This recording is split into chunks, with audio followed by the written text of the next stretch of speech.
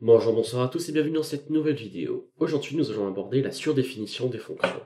Alors oui, je ne continue pas tout de suite les classes parce que là, dans les deux épisodes qui vont suivre, vont être de gros épisodes assez lourds. Donc aujourd'hui, je vais prendre une petite notion que j'ai oublié d'aborder avant quand j'ai abordé les fonctions et qui est beaucoup plus simple à comprendre et à mettre en œuvre et qui peut beaucoup nous servir. Alors, la surdéfinition des fonctions, ou l'overloading en anglais, c'est créer une fonction. Donc imaginons, on va créer, euh, on va créer une fonction. Qu'est-ce qu'on va dire? On va ajouter.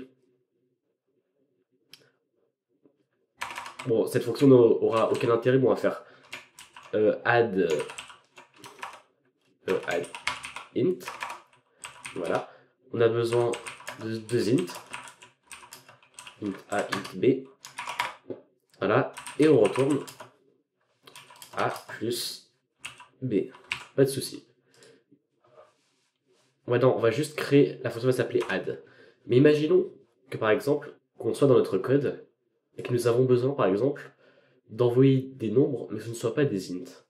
Alors, soit à ce moment-là, on passe par une conversion, soit on veut quand même garder, imaginons qu'on soit avec un double.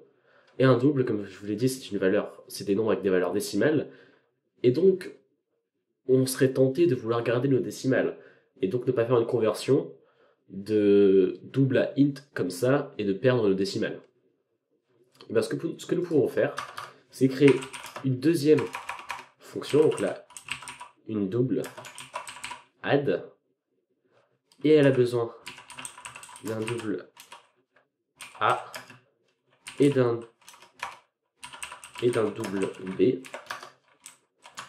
Voilà. Et comme vous le voyez, il n'y a pas d'erreur. Parce que ici, alors je vais retourner return A plus B. Il n'y a pas d'erreur. Pourquoi?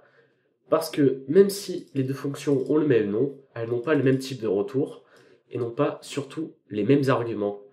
Ce qui veut dire que si j'appelle la fonction add dans ma fonction main, si par exemple je lui envoie deux int, le compilateur comprendra que je veux appeler cette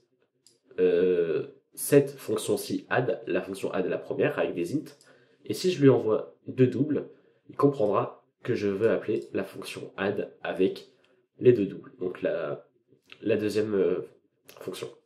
On peut faire ça avec à peu près tous les types, et ça va beaucoup nous servir quand par exemple on ne peut pas faire de conversion dans certains cas.